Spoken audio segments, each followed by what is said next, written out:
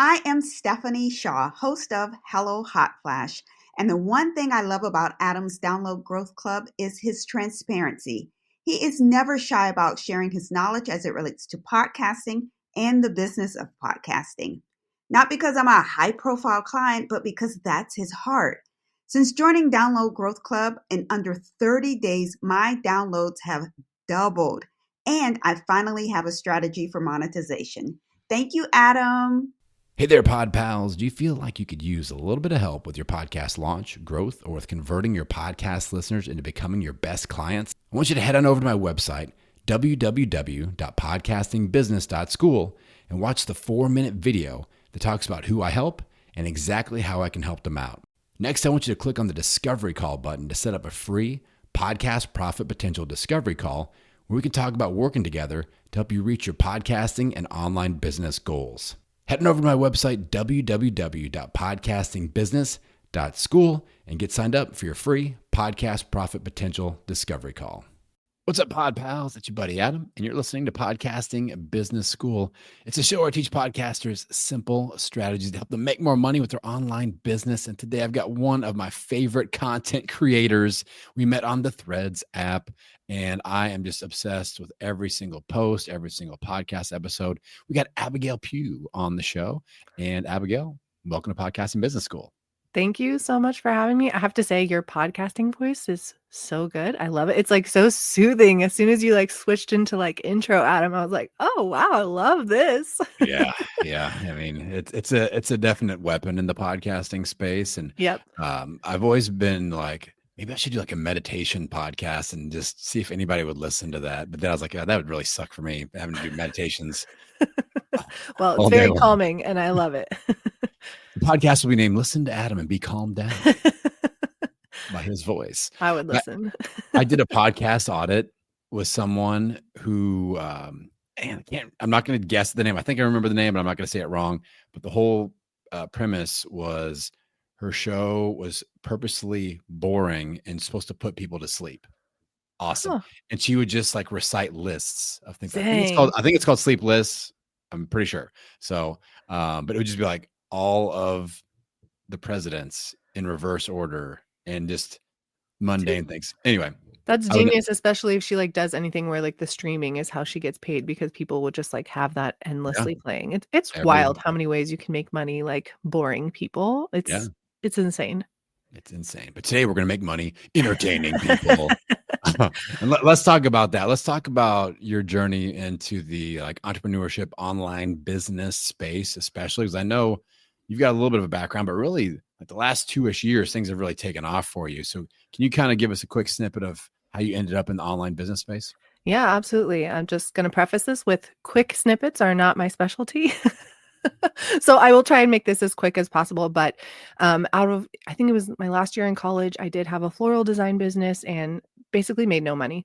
It was my side hustle. I loved it. I was creative. And I thought, okay, like if I can be creative and make money, that'd be great. But everything went back into the business. So then fast forward to, 2022, my husband, who's still my husband, he's alive and well. I always forget to say that.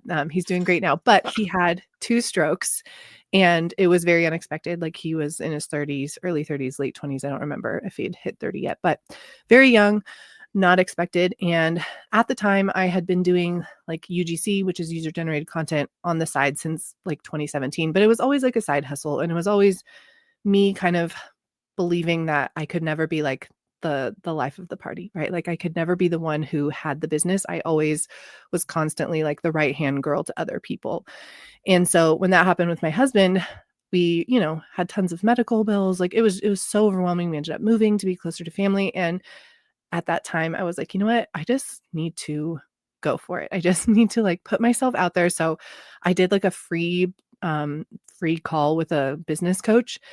And we were just talking about like all these ideas. And she's like, well, why are you not teaching people about UGC? Like get on TikTok, start talking about it. And this was before UGC blew up. Like you probably know what UGC is now, but 2.5 years ago, we didn't call ourselves that either. Like it was not a term. You just created content for brands and you weren't an influencer. So I decided to start talking about UGC on TikTok. My account, I wouldn't say like blew up quickly, but I grew quickly in the beginning. And then I think in the first 5 months, I hit 94,000 followers on TikTok. Wow. I launched my first low ticket digital product. And I kind of, from that point on, I was like, okay, I know I can make money online. I'm never going to work a 9 to 5 again. I'm never going to work for somebody else again. And I just had that mindset. And then, a few months in, there was some troll on TikTok that didn't like what I was saying. I don't even know who it is to this day, but they got my entire TikTok banned and taken down.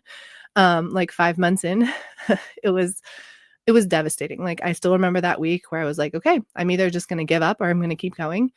And if you know me, you know that like I don't give up easily. So I took a week to wallow, and then I started a new TikTok, grew it to 94,000 followers in, I think it was like 3 months. I did it way quicker because I knew what I was doing at that point. And then in the new year, so in 2023, I kind of was at this place where I was like, I love UGC, I love teaching it, but I love the teaching, like the content creation and using your skills to sell a digital product. And so I launched something. It was called a boot camp, digital product boot camp.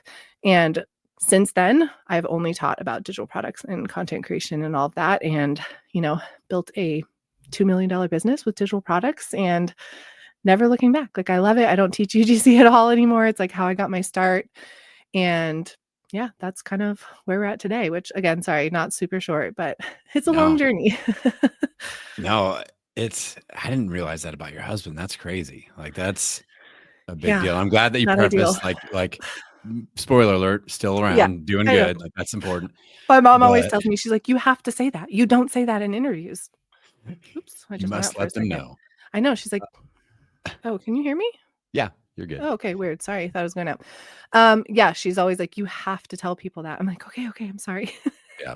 That's super important. And that's a good thing. Now, I know a lot of us kind of get into the online business space, kind of thinking like, oh, this is the one, this is my first foray into it. This is what I'm going to do. And we're all psyched up. But then we have a pivot of like, oh, this is actually what I want to do, and get really excited about it. And that's okay. I feel like a lot of people are afraid to do that and just kind of start dirty and figure it out, where they're like, oh, but this online marketing guru says you must have a value ladder and an ascending offer platform and all this stuff. Can you just talk about just getting started and figuring it out and the value of that? Yeah, absolutely. I am a firm believer to just start messy. You're not going to have it all figured out. And the people who tell you that you need it all figured out, like, I don't think that's true. I think so many of us have this, like, we either self-sabotage or we're convinced that we're not good enough. And if you sit around and wait to have everything built out, number one, you're probably never going to do it. Number two, it's probably not what your audience is going to want, right? Like, I built out my offer suite based on what my audience needed next. And I think that's why it did so well, is because I just listened to them. They were like, hey, we want to learn this. I'm like, cool, let's do a live training. Hey, we want to learn this next. Okay, cool, let's do a live training. So I'm like the perfect example of starting messy. Start with something you're passionate about, and just know that like you are not locked into that forever. And especially when you build a personal brand, like I have always been very personal with people, and I focused on the personal brand and the connection first, and then went into all the business things. And I think that's where people kind of miss the mark sometimes, is that they kind of brand themselves as one thing, but they don't bring any personality in. So then when they're like, hey, I want to pivot from X to Y, people are like, oh, that doesn't make any sense. Whereas when you focus on the connection first, they will follow you wherever you go because they love you. They're connected with you, and they're like, oh, cool, they're trying this. I want to try that next too. So personal branding, you guys, and being personal, like be a human with people, share yourself. Like, people know that I love the color pink. They know that I love pickles. They know that I love eating In-N-Out in my car while watching Gilmore Girls. Like, these are things that like humanize me, but they are genuinely who I am. Like, I shared a picture the other day, and it was when I was pregnant with my daughter, which was 4.5, almost 5 years ago now. And I had a friend shirt on, and it says, there's like an episode where it's called the one where Rachel's pregnant, I think.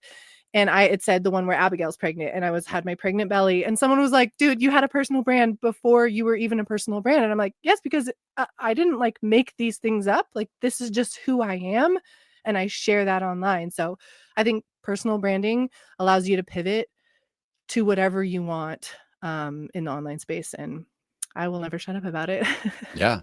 I think there's a lot of value in just taking people along the journey with you. That's another stalling point I see with a lot of people that want to start an online business. Like, but I haven't achieved this amazing thing yet. I'm like, well, you're 5 steps ahead of the person that's 5 steps behind you. That's who you sell to. That's who you start. Like, I would have loved somebody to reach out to me in 2015 that was 50 episodes deep on their podcast to go, hey, here's how you're going to screw this up. Let's fix that before you get started. That would have been super valuable to me. Yeah. If anything, I think people connect with that more, because when you start sharing when you're a year ahead of them, it's harder, right? Because they're like, oh, they're a year out. But like, people ask me all the time, they're like, oh, like, I don't have these big things. I'm like, you guys, when I launched my first digital product, I made 9 sales on the first day, but I celebrated the hell out of each and every sale. I always have. I've always celebrated wins, big or small. So now when I'm sharing wins that are a little bit bigger, it means more because people have been there since I celebrated the 9 sales, right? And so I think when you're in the beginning, like, that's when people resonate with you more, because they're like, okay, I'm just a little bit behind them. Like, I can totally catch up and do what they're doing. So I say, like, start sharing your journey from the second you start talking about it, or start even thinking about creating a product. Like, share the journey, see what people resonate with. I 100% agree. And let's kind of look at maybe an alternate side of this discussion, an alternate side of this coin, because we're talking about creating offers and just getting started. But the first piece of content that totally got me locked in on you and what you're talking about I'm is nervous. the 90 days. Talk about one offer, no new offers. Yep. 90 days, talk about one every day for 90 days. Because I am Mr. Simplification. I'm big, less but better, simplify so you can multiply.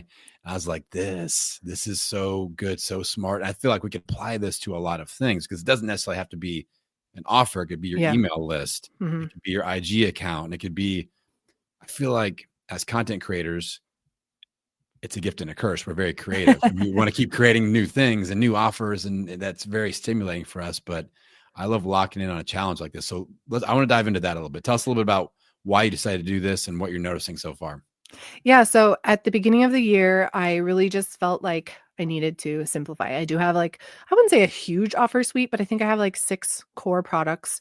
And I don't know, I was just feeling kind of like, I don't know what to talk about now that I've like built out my offer suite. I don't have much to launch anymore because it's all there. So I was like, okay, how can my brain simplify? Because like you said, I'm very creative. I love to be creative. I get bored very easily.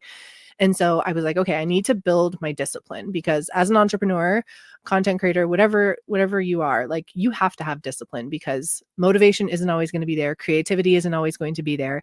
And so I said, okay, how can I really build this discipline and talk about one offer or one thing? And so I decided on my community, because it is my favorite thing right now. I love it. And it's reoccurring. So, it's not just one sale. When I make a sale, like however long they stay per month, right? Like, it's more reoccurring revenue.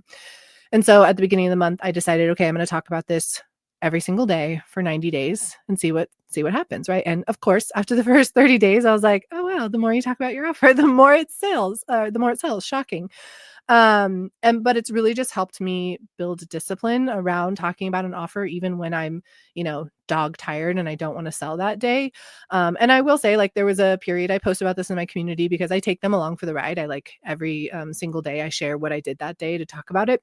And there was like 20 days when we went to Disneyland. My daughter fell and cracked her head open 3 hours into our trip. And it was traumatizing. And then she got sick, and it was just like, I felt there was like 2 weeks where I felt dead inside. And I was like, I can't like have any other business things on me. Like, I need to just like do the best I can. So I shared that with my community too. I was like, hey, there's like 20 days where I couldn't even tell you what I did.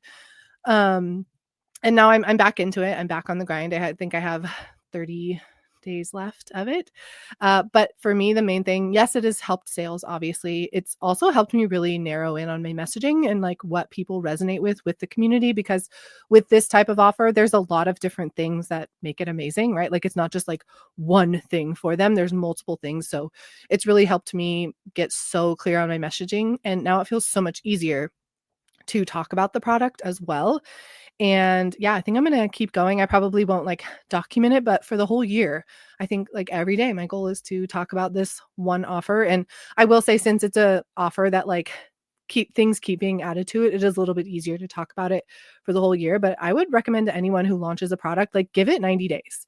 give it 90 days to learn how to sell it, to learn what people resonate with, to learn how to nail down your messaging. Because I think so often people will launch something and in the first week they're comparing their results to someone who's been doing this for 2 years and they're like, oh, this was a flop. I'm like, no. You didn't sell it. Like, people don't know it exists.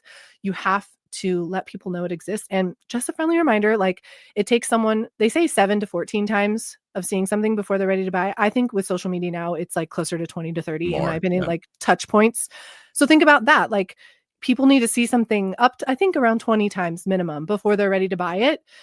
And if you talk about it twice, they're never going to probably buy it, right? So giving something more time, giving people more time to realize that, hey, this is the solution to my problem, because people also buy in different ways, right? Like, there are different types of buyers out there, right? There are some people that buy off of emotion. Some people are more analytical, and you really have to learn how to sell to all 4 of those types of people. So give it 90 days for any product. That's what I did in the beginning with mine. I started slowly doing it shorter because I was like excited and launching new products. But if you have a product and you're like feeling like, I don't know, like down about it and just like, how do I sell this? Give yourself 90 days and try and sell in different ways every single day, like stories, reels. Like, I have no rules for how I sell. Sometimes it's literally just a thread where I like mention it. I don't even link to it, right? Like, more soft selling. There are no rules because you don't want to complicate it. You don't want to like overthink this. You want to talk about the product and sell it every single day for 90 days. 10 out of 10 recommend it to anyone. So it's not necessarily like I'm writing a pitch post and linking to it every single day. It could be a testimonial. It could be, I just got off a training with my blah, blah, blah membership, and here's what we covered today. Like, just talking about it every day, is the main thing. Yeah. I'm like the queen of soft selling. I love soft selling.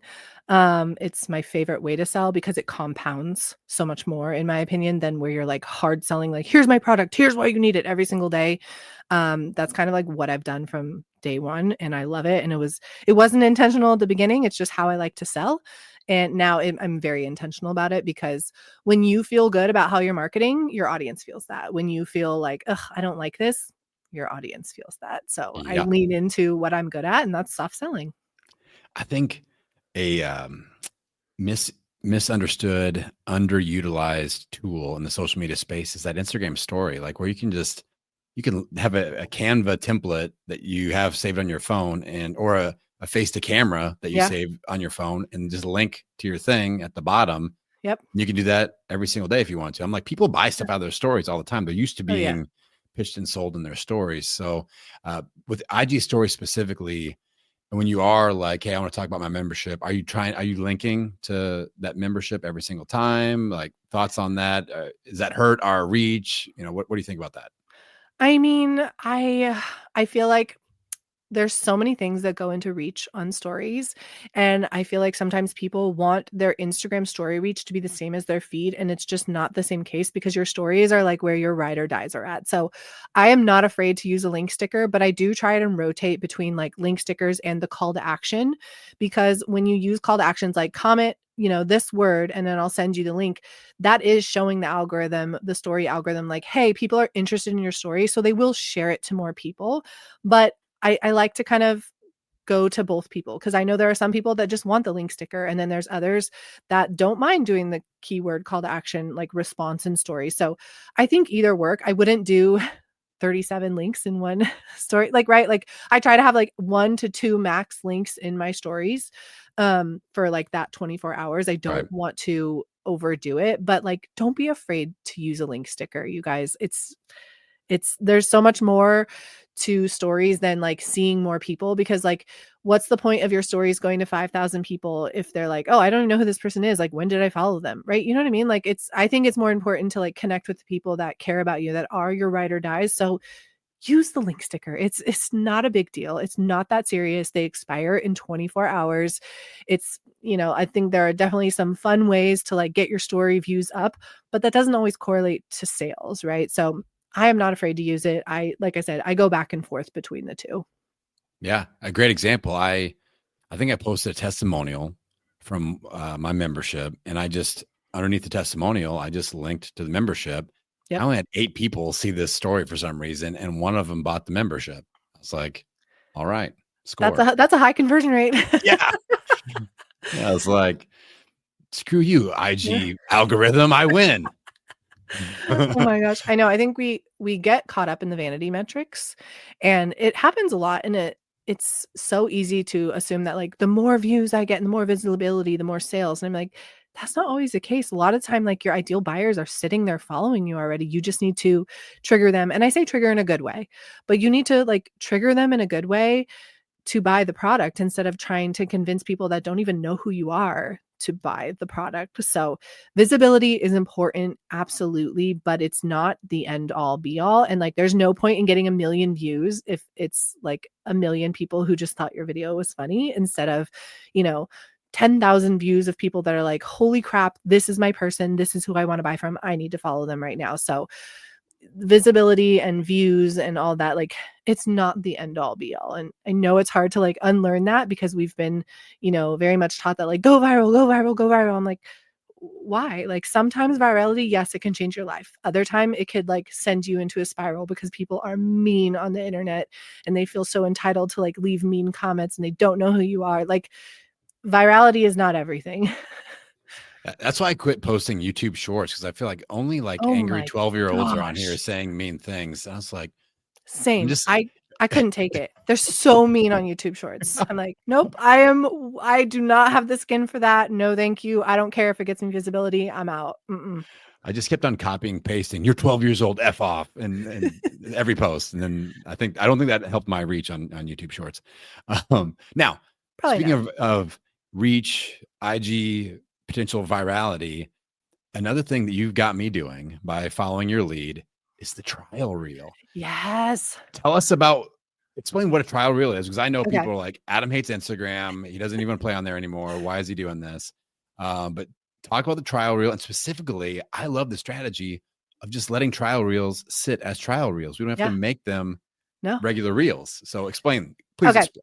Okay, so first and foremost, not everyone has the feature yet. So if I'm explaining this to you and you go look on your phone and it's not there, unfortunately, Instagram loves to roll things out very slowly and it's very annoying. So if you don't have it, I'm so sorry, but be prepared for when you do get it because it's amazing. So Instagram came out with this thing called trial reels where basically you can post a reel and there's a little toggle button. At least that's how my feed looks. I know some people's different, but there's a Same. toggle that you can say post as a trial reel. And when it posts, it does not go to your feed. It does not go to your like reel feed, nothing. It's nowhere to be seen on your feed. And it goes out into a different algorithm that is people that don't follow you that Instagram thinks would be a good fit for your page.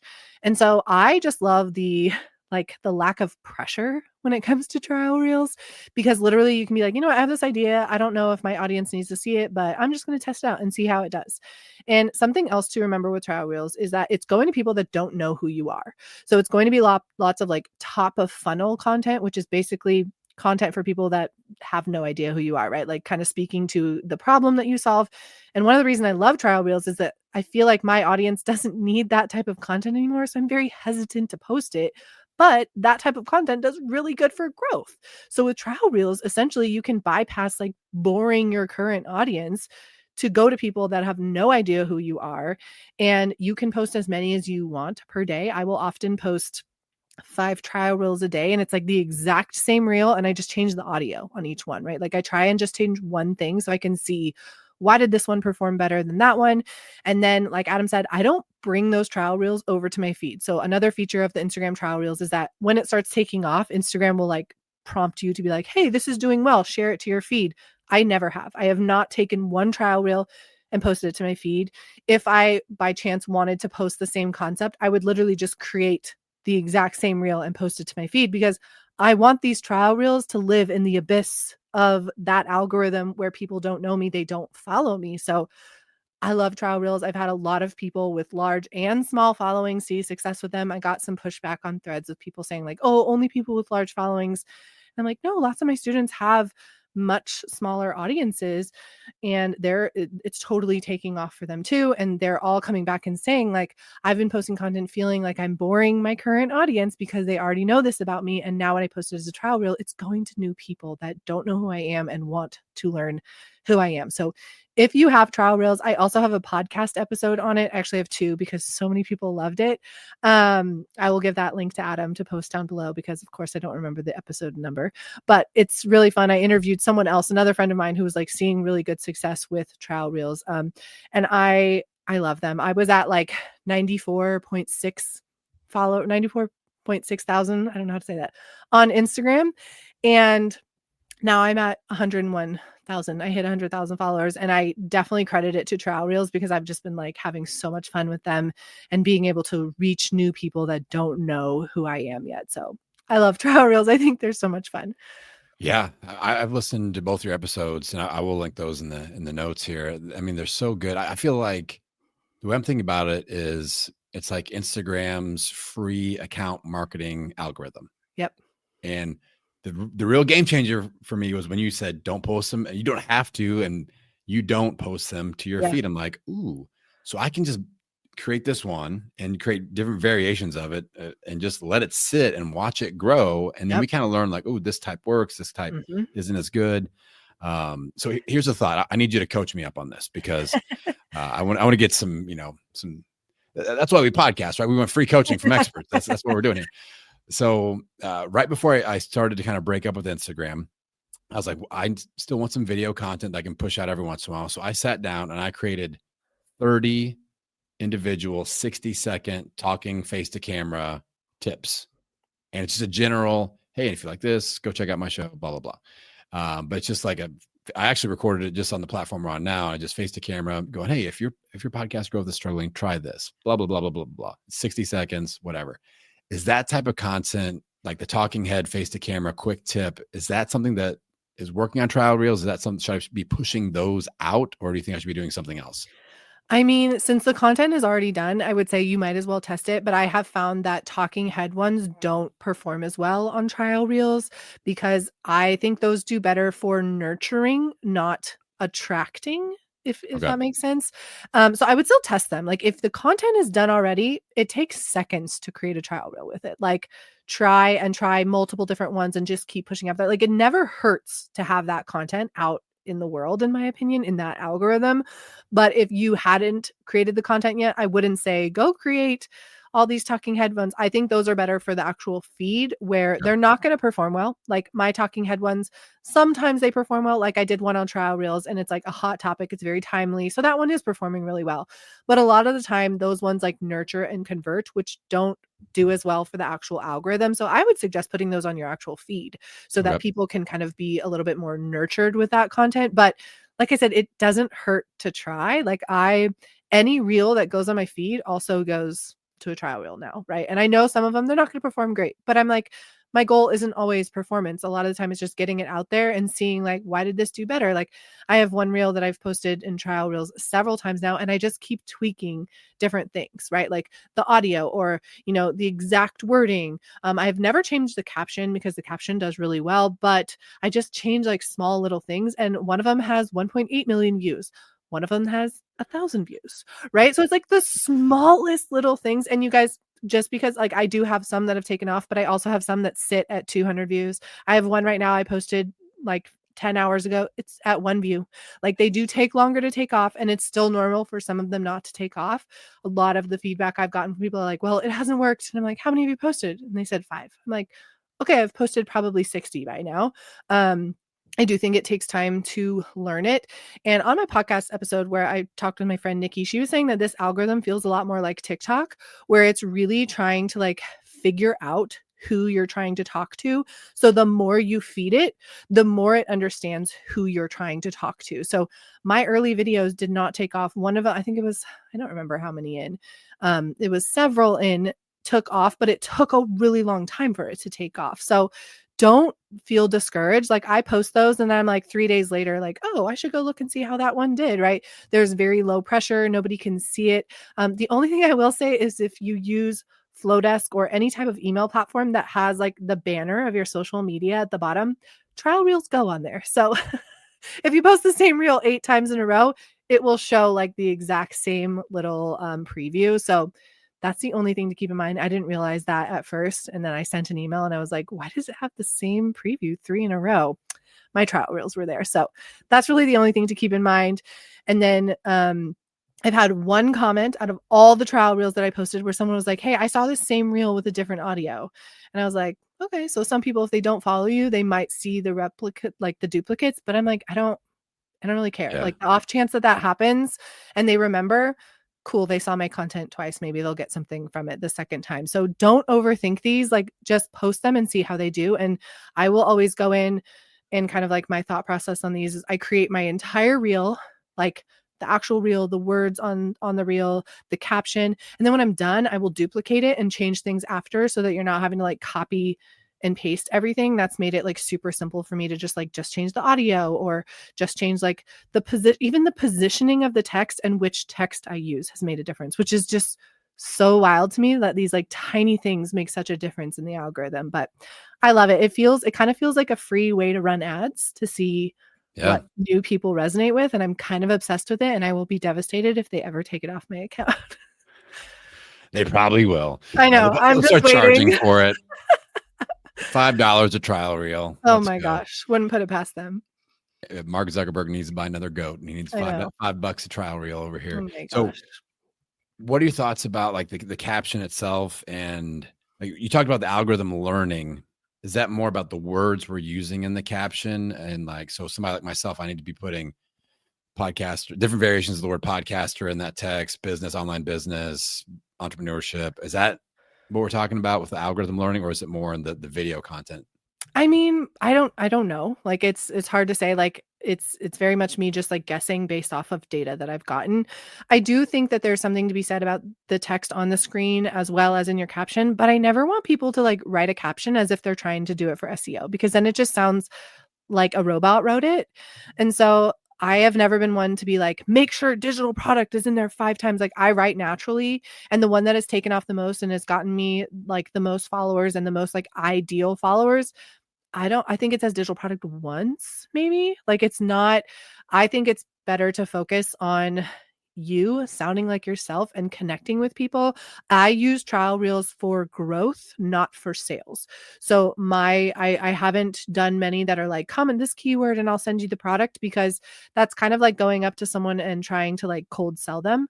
And that's just not, I don't respond well to that, so I don't do it. I know a lot of people do and they have great success. It's just not what I've done. So I use them mainly for growth and connection with people, and then I sell in my stories and on my actual feed a little bit more. So I think yes, if your keywords make sense, like Adam, I wouldn't tell you to go post a reel on Instagram growth, because that's not what you do and that's not what you want to be known for, right? So obviously your content is going to already be about podcasting. That's there. So I think it kind of has to do with everything, and more so just like finding the person that wants to follow you. Like that's what I'm using trial reels for. So don't overthink the SEO and the wording in your captions, because like I said, then they start to sound like a robot wrote them, and people don't connect with that. Yeah. Do you think there's any strategy where we can leverage trial reels to promote a podcast episode? Is there anything there, or is that something we want to stay away from, do you think? I mean, like I said, with trial reels, I wouldn't stay away from anything, because you don't know, and it doesn't matter. Like it really lets you let go of like this whole, well, if I don't get this many likes or views on it, like I'm going to look dumb, which is so not true. But it really kind of lets you let go of that. So I would say try it. See how it does, especially with podcast listeners. Like 10 podcast listeners from one reel is so valuable. You know what I mean? So like I would say try it and see what happens. I'd probably use, episodes that are a little bit more, I don't want to say clickbaity, but a little bit more like, let's use this episode. Let's create one right now. Let's just workshop. Again, free coaching for Adam. That's always a bonus. So if today we've talked about, the trial reel is the trending thing. So maybe like how podcasters can leverage trial reels, that kind of a vibe. Yeah. I'd probably do something like using trial reels to grow your podcast from someone who has 70,000 downloads, something like that, where you're showing like the social proof that I actually know what I'm doing with I don't know that I know what I'm doing with my podcast, but I have very loyal listeners, right? And then my expertise in the other area with trial reels. And then I'd probably listen back to the like when I'm editing or, reading the transcript, pulling something from the episode to use in the actual trial reel. I feel like that does really well with reels in general, where you're like getting specific about something. People don't want vague anymore. I feel like they really like the numbers and like the actual data does really well. And then I'd probably post like 5 or 6 different versions and see how it does and see like that's the cool thing about trial reels is that there's no pressure. It's very much so like, I'm just going to get this out into the world and see how it does. And if it doesn't perform well, great. Like, Who who cares? cares? Yeah. Which It's is a what I trial love reel. about it. Yes. And I feel like it's helped so many people that, aren't seeing the growth that I want and they feel embarrassed. And I'm like, there's literally nothing to be embarrassed about. We've like convinced our brains that visibility and views and likes means like has connected to our self-worth. And it's absolutely not. And trial reels really help you kind of like let go of that and just try things to try it without knowing it's going to live on your feed forever. Yeah. So I get some of that text to pop up on the screen, maybe a B-roll video of me eating a sandwich or something in the background. What Yep. I know you've had success with the sandwich protocol. Why do my eating videos do so well? It's so weird. Like I had a pickle video go viral of me eating a pickle. And then I had one where I'm eating In-N-Out in my car. I've used it in several trial reels because I'm trying to test, like, is it the video? I'm also wearing like a hot pink sweatshirt. And I'm also like a very like intertwined visual hook. I'm wearing a Poppy sweatshirt, but I'm drinking an Olipop. And like the amount of comments of people like, haha, you're drinking, like there's the irony. And I'm like, I just like Olipop better, but Poppy does better merch. Like they have really cute merch. So little things like that. I think people forget like hooks could be so small and simple and like bright colors. That's a visual hook. Like wearing a bright color is a visual hook. Eating a burger in my car apparently is a visual hook. And I had one person comment saying like, wow, it's not, I don't remember exactly what she said, but it was along the lines of like, it's not cute to binge eat in your car. And I was like, eating lunch is binge eating? Like I'm eating a protein style burger from In-N-Out with one fry. Like what? So many things that people kind of like, some people will pick it apart, but it's also just like little visual hooks. So yeah, eating for some reason. And I love to eat. So I'm like, fine by me. Just plop the camera up whenever I eat my In-N-Out alone in the car. I'll take it. I'm a big fan of eating. And have you ever heard of the term? I think it's called mukbang. It's like mukbang. Mukbang. That's my algorithm right now. I'm obsessed. Yeah.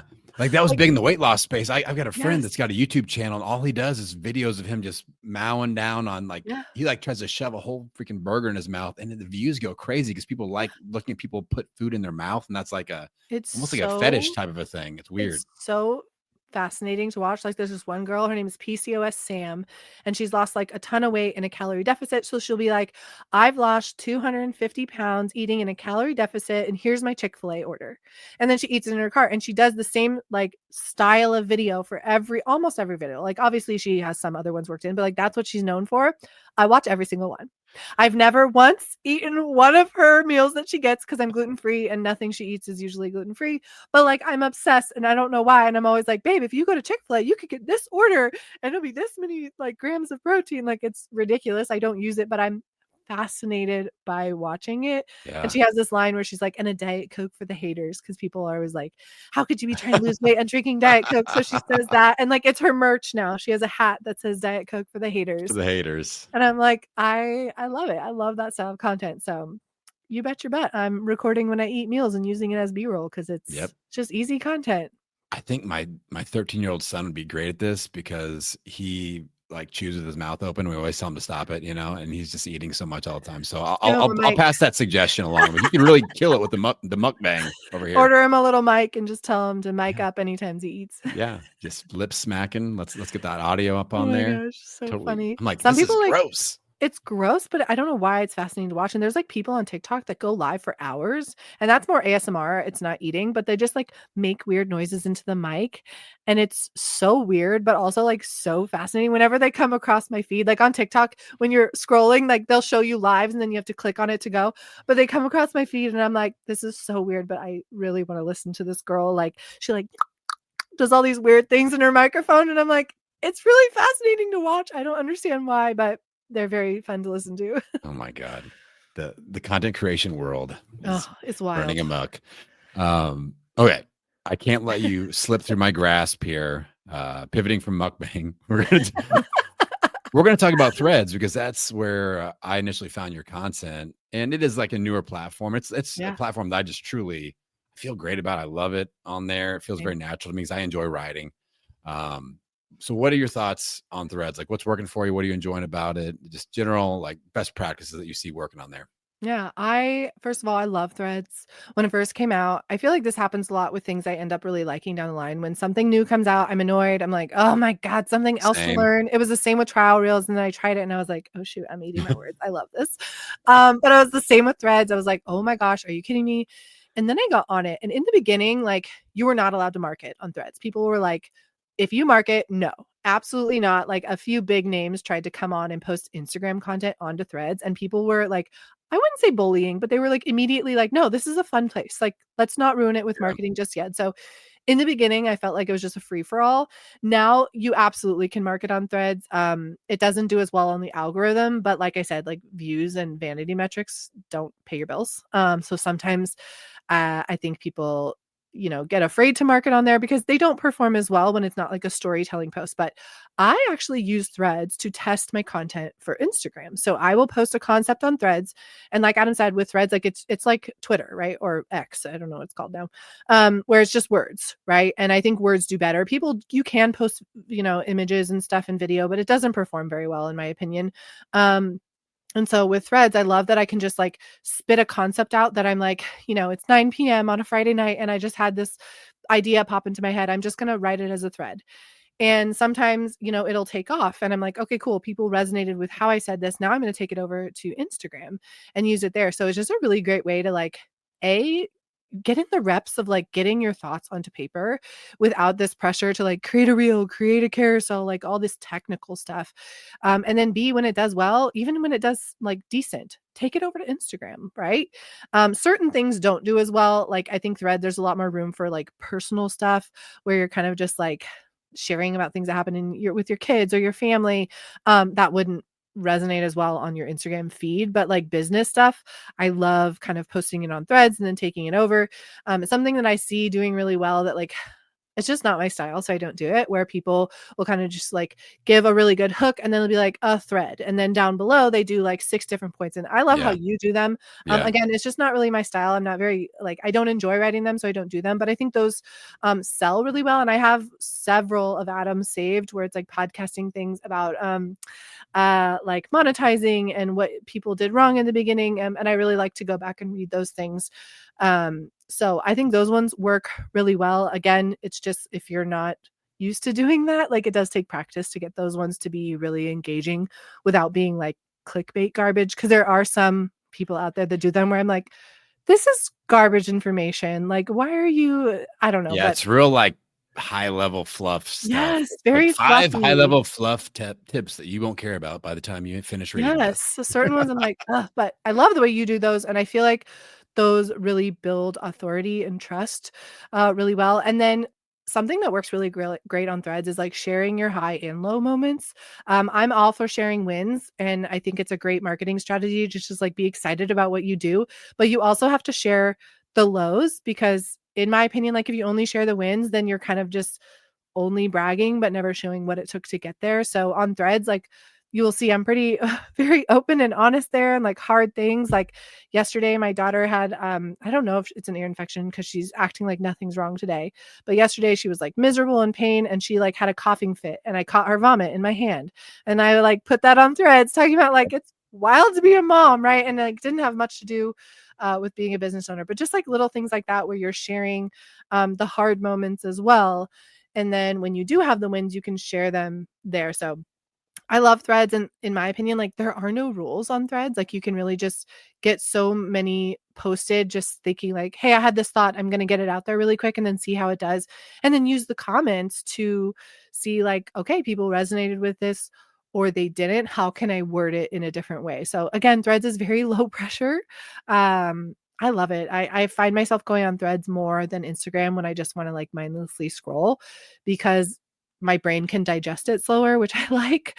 And I don't know, it feels like a really fun place to be, which I think Instagram and TikTok and YouTube, all those places, I love them, but sometimes it's just too much. And sometimes I'm like, I don't want to be sold to. I literally just want to laugh. And like, there's lots of one-liners on threads that are Yeah. just hilarious. Like, there's one that stuck out to me. Someone was talking about The Office. They're like, if you watch The Office, we'll know, like, drop your favorite line in the comments. And there were thousands of comments of just like the best one-liners from The Office. And I saved it because I was like, this is the funniest thing I've ever read in my Yeah. life. And I Yeah. just like am reminded of all those things. So Threads is also just like a place to be your true goofy, fun Yeah. self. And again, that goes back to like personal branding and letting people see a side of you that you might not show on your actual feed. So I love Threads. Long answer. No, I'm the same. And like pro tip, those super threads, those multi-post threads that you mentioned that I do like pretty much every day now. They and I really enjoy writing them. Yeah. But I started taking those, the ones that really take off. I go, ooh, this is now going to be Carousel. my Instagram trial reel. And like, so I Oh, take the hook, slap that on B-roll nice. video, and then put the rest of it below in the caption, Make trying those it out. carousels too. Absolutely, hands down, make that a carousel. Have your hook and then have them swipe with some like softer, vibey music because that would take you seconds. You could literally even screenshot your actual thread. I've done that many times where like I just screenshot the thread and that's my carousel. Like it's so easy. Like don't overcomplicate this. So I feel like Uh, so I suck at the music, Abigail. I'm just gonna like everything I go in like, okay, soft vibey music, 80s hip hop, or whatever. Like I really, it always just defaults to 80s hip hop. It always ends up being like a Run DMC song somehow, and I'm Oh like, my gosh. there it is again. And so anyway, You but I have did to that. you have to match the vibe of what you're saying in the post to the music. So if you're doing a post that's like uplifting and fun and like sharing your journey, like I'm going to want like, a rom-com starter one, that's like fun and vibey. If you're doing one that's a little bit more serious, I would go with one like without words and that is like a little bit more Yeah. in the background. And so I actually like will go and scroll with the intention of be like, "Hey, I need some carousel audios." And with carousel, I found that like trending or not, it doesn't matter. When you're choosing Oh, audio for carousels, like I see no difference because the carousels don't go on the trending page. They do show up like in the Reels feed, but I've never seen them like on the trending page. So I don't care if it's trending or not. And I will sit down and spend 30 minutes grabbing audios that I think would work well for carousels. And I just save it to a folder because you can use them over and over too. Like if you find a good one that like resonates with your style and your brand, like maybe use that for all your carousels and see if people like hear the music. So then they recognize that it's Adam's carousel with more information. So I'd say sit down and grab a few and then just have them because it doesn't, in my opinion, matter if they're trending or not when it's for a carousel. So my top takeaway of this episode was stop using Easy E music for my carousels and Instagram reels. and mukbang. Can't forget that. and mukbang. So B-roll with me chewing, mowing on a burger, Yeah. get rid of the Easy E, get some Celine Dijon on the background or something. I don't know. We'll figure it out. I also think with what you teach, you're essentially having to like convince people to get off this platform and get on another one. So it is harder, in my opinion. I do think Threads is probably a better platform for you because it's like less pressure and you're able to just like get people out there. Because when you're promoting anything that's like, let's say you're a YouTuber and you're selling how to start a YouTube on or on Instagram, there's like an extra barrier there, right? Yeah. Because not only are they having to like learn something new, they're having to start on a whole new platform. So I do think that's harder. And I have a lot of students that like are trying to convince people to leave the app to do something. And there is like an added step of like, oh my gosh, I have to like do something new. Are you kidding me? Like it is a little bit harder in my opinion. Yeah. I feel that, but I'm here for it. I'm here for it, Abigail Peugh. Wow. This has been I feel like this was the podcast version of a mukbang video. We took a big sandwich of content and just shoved it in people's mouths, and now they've got all this stuff to chew on. And no, I really appreciate you coming on, and I would love for you to take the microphone and tell us where we need to go to get deeper into the world of Abigail Peugh. Where do we go? That's so funny. I still get nervous when it's like time to like tell people about like how to join my world. I'm like, oh my gosh, get out of your head. But I am mainly on Instagram. I love Threads, but you can find me Abigail Peugh. It's the same everywhere. And I have a podcast. It's also called the Abigail Peugh Podcast because I didn't find Adam until after I launched it. So I didn't really think about the SEO, but you know what? It is what it is. I can rebrand someday, maybe if I want to, but Abigail Peugh Podcast, love it over there too. I also have a community. It's called Rich Girl Community. You'll see some of my offers. Like I have an offer suite of Rich Girl offers. And it's a lot of fun. I do weekly prompts for social media. We have guest trainings. We have weekly Q&As. If your goal is to make daily digital product sales, my community is definitely the place to be. So thank you so much for having me, Adam. This was so much fun. Abigail Peugh, you are a rock star. I'm so excited that you came on and shared your knowledge with us here today. Everybody, make sure you go to the links in the show notes. I'll link up all of Abigail's stuff. Dive in. Her content is amazing. It will help you out. And with that, Pod Pals, we're going to send you out into the world, wishing you health, happiness, and many downloads. I'll see you on the next episode. If you need a little bit of help with your podcast launch, growth, or monetization strategy, head on over to my website, www.podcastingbusiness.school, and get signed up for a free podcast profit potential discovery call. During this free 20-minute discovery call session, I'm going to analyze your podcasting brand and tell you where I think you're missing on an opportunity for profits. Next, I'm going to tell you exactly what I suggest that you do as your next step. If I've got an offer that would help you accelerate the process, we can discuss working together as well. So head on over to my website, www.podcastingbusiness.school, and click on the Discovery Call button to schedule your free Podcast Profit Potential Discovery Call.